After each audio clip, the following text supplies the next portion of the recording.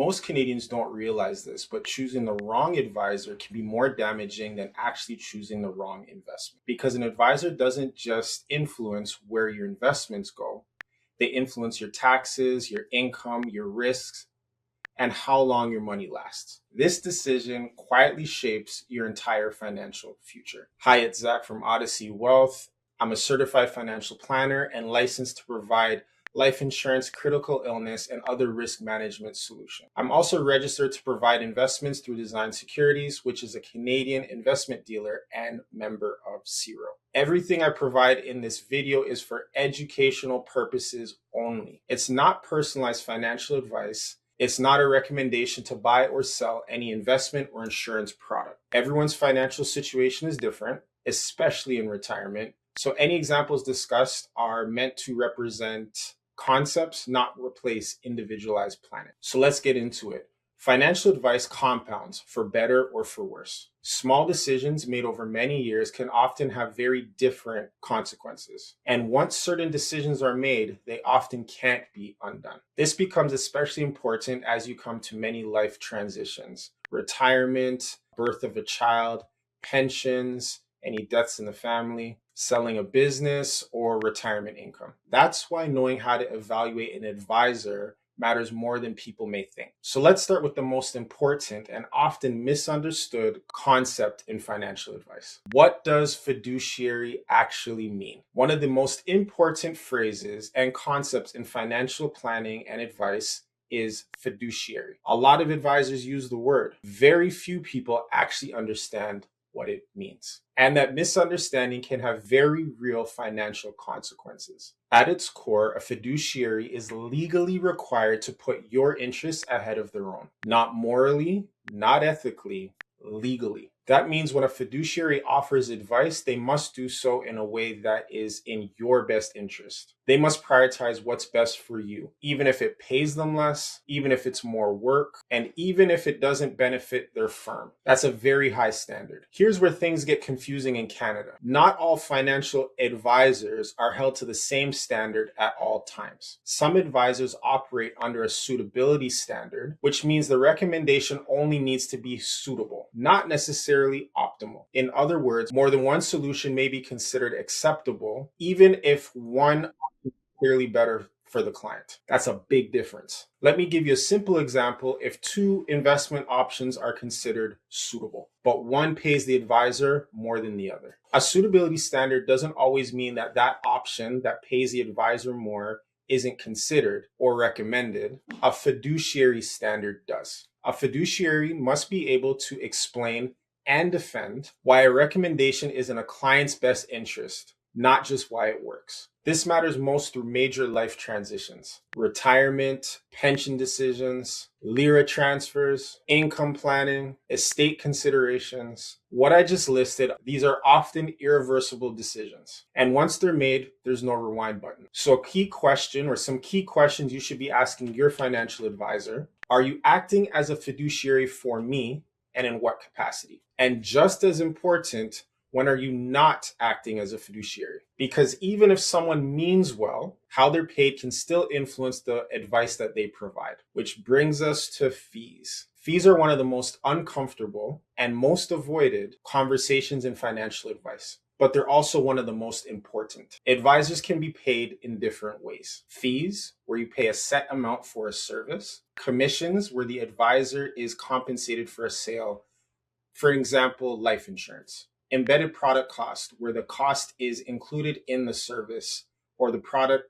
Think of like a mutual fund, or a combination of all three. None of these are automatically bad or good, but they must be explained clearly. In an ideal world, it works out well for the client and for the advisor. You should always be able to answer three questions: how much am I paying? Who is being paid? And what am I receiving in return? Are the fees that I'm paying worth the value that I'm getting in return? Or is the value of what am I receiving in return? If the answers aren't clear, that's a problem. This matters because fees compound just like returns. And unclear fees make it hard to see if advice is actually truly objective, which leads directly into another point: registration. Not all advisors are licensed and able to do the same thing. And many advisors assume that their advisors can do far more than they legally can. Some advisors can only sell mutual funds. Some can sell insurance but not manage investments. Some can manage portfolios but not provide full financial planning.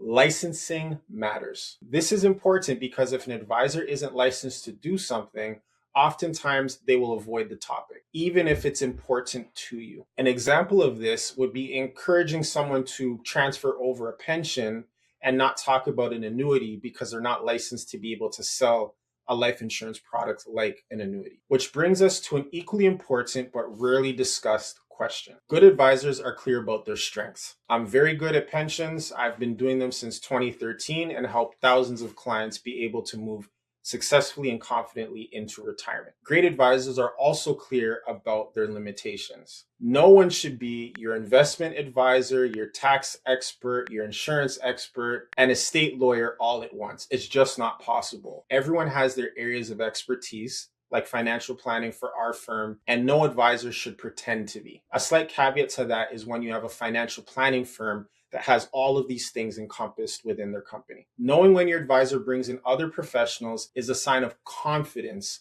not weakness. Next, let's talk about something that most people don't ask, which is specialization. Financial advice isn't a one-size-fits-all, and life stage matters more than people realize. An advisor who specializes in accumulation may not be the right advisor for retirement income, pensions, and decumulation. Different stages require different experiences. This matters because retirement mistakes are harder to fix than early career mistakes. Experience matters. And nowhere is that more important than during market downturns. We all like to focus on when markets go up. It's always heavy in the media, but markets will go down. That's a certainty. The real question isn't whether volatility will happen. The question is, has your advisor or will your advisor prepare you for it? This matters because poor decisions during downturns cause more damage than bad markets themselves. Preparation matters more than prediction, which brings us to another key distinction. If every conversation leads to a product, something is missing. Real advice starts with financial planning, cash flow, taxes, pensions, risk, estate goals. Products should support the plan, not replace it. Without a plan, even good products can be used poorly. And every plan involves trade-offs. There is rarely ever a perfect financial decision. For example, more growth often means more volatility. More guarantees often means less flexibility. Every choice has a cost. Good advisors explain trade-offs. Poor advisors sell certainty. Now let's talk about continuity. Here's a question many people forget to ask. What happens if my advisor retires?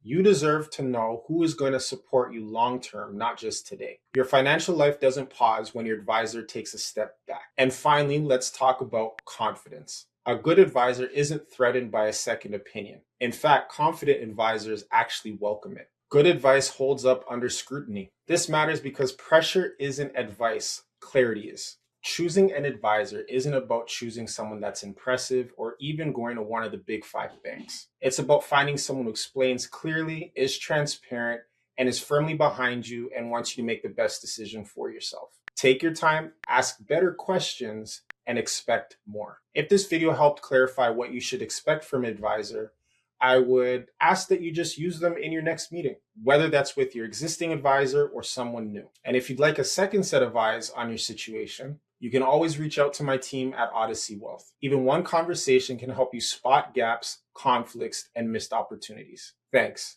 Again, I'm Zach. Peace, much love. God bless.